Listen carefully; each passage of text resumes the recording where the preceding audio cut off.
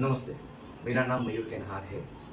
आज आपके साथ एक रियल स्टोरी डिस्क्लोज करने आया हूँ। ये स्टोरी है एक बच्चे के बारे में जो संक्रांति के समय पतंग उड़ाते टेरेस से गया था और दोपहर को कुछ 3 बजे के आसपास उसका पैर स्लिप हुआ एंड वो टेरेस से गिर गया था फ्रॉम 5th फ्लोर, 5वें माले से।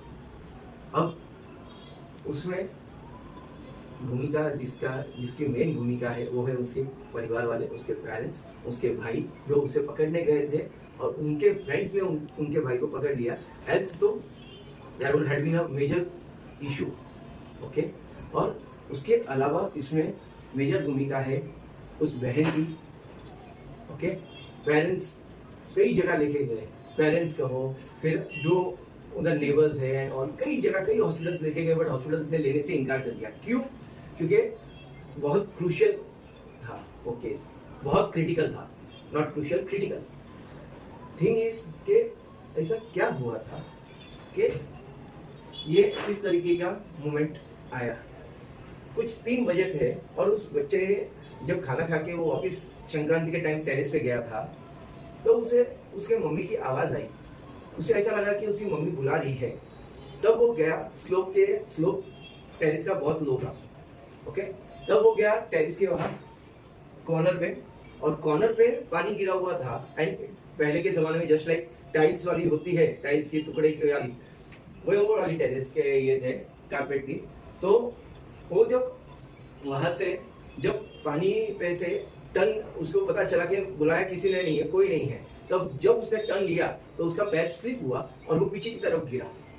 अब इसमें मेन किरदार जो उनके बड़े भाई है, ओके, उनके बड़े भाई ने ये देखा और वो भागते हुए आए, बट उस बच्चे की तभी होश चले गए थे। इसके लिए वो जब गिरे तब उन्हें कुछ पता नहीं चला, और उनके भाई जो पकड़ने आए थे, अगर उस बच्चे का होश होता तो वो बच जाता, क्योंकि उसके भाई हाथ पकड़ लेते हैं, भाई का हाथ पकड़ लेता वो।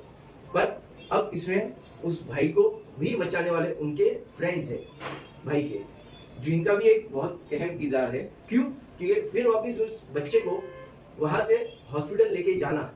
ओके, कई सारे हॉस्पिटल्स में, और वहां उस दृश्य को देखने के बाद सबका, यू कैन अंडरस्टैंड, आदमी 5वें माले से जब नीचे गिरा है तो उस दृश्य को देखने के बाद सबका हाल क्या होगा। तब उस माँ ने, उस भाई ने, उन दोस्तों ने और वहाँ पे नेबर्स जो थे, ओके, उनके सामने जो ये है जिनका शॉप है, उन्होंने उसे लेके गए हॉस्पिटल्स में, ट्राई किया, एडमिट कराया, कई हॉस्पिटलों ने ना कहा। फिर वहाँ के नगर सेवक जी के हेल्प से एक हॉस्पिटल में उनको operation and all on the spot doctor भी मिल गए एंड ऑपरेशन भी हो गया।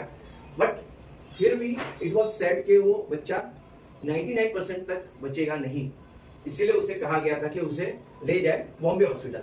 बट उस बच्चे की मम्मी को वो चीज नहीं, उस बच्चे की मम्मी ने कहा जो है यहाँ पे है, प्रॉपर है, यहाँ पे ही यहाँ ट्रीटमेंट होगा, यहाँ ठीक है।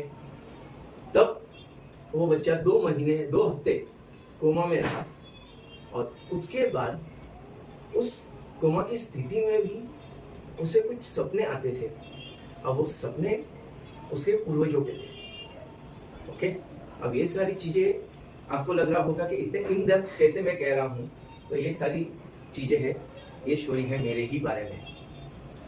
ओके, जो आज से 22 साल पहले 14 जनवरी 2003 दोपहर को 3:23 को ये इंसिडेंट हुआ था। ओके, जिसमें मेरे पेरेंट्स, मेरे पापा फैक्ट्री पे थे, वो भाग के आए थे हॉस्पिटल भक्ति विधान। इसमें मेजर भूमिका निभाई थी मेरी मम्मी, मेरे बड़े भाई जेश भाई, मेरी सिस्टर कविता वाफना, एंड हमारे कुछ खास फ्रेंड्स, जैसे हमारे गुरुजी विजय कुमार तिवारी जी, शक्ल भाई, लालचंद जी, ऐसे कई सारे नाम हैं। अगर मैं डिस्क्लोज करने जाऊँ तो लिस्ट खत्म नहीं होगी और ये वीडियो बंद ही नहीं होगा। सो मैं सबका हृदय से थैंक यू कहता हूँ, heartily thank you to everyone. But ये स्टोरी आपके सामने लाने का कारण क्या है? मेरा मूल उद्देश्य सिर्फ ये है कि ये कुछ हादसे कब कैसे हो जाते हैं हमें कभी पता ही नहीं चलता।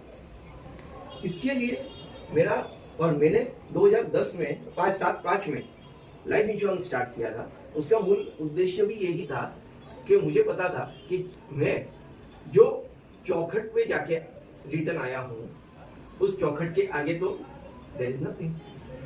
जिस चौखट पे जाके मैं रिटर्न आया हूँ, उस चौखट के दरवाजे तक का क्या हाल होता है, ये मैंने देखा है खुद की आंखों से।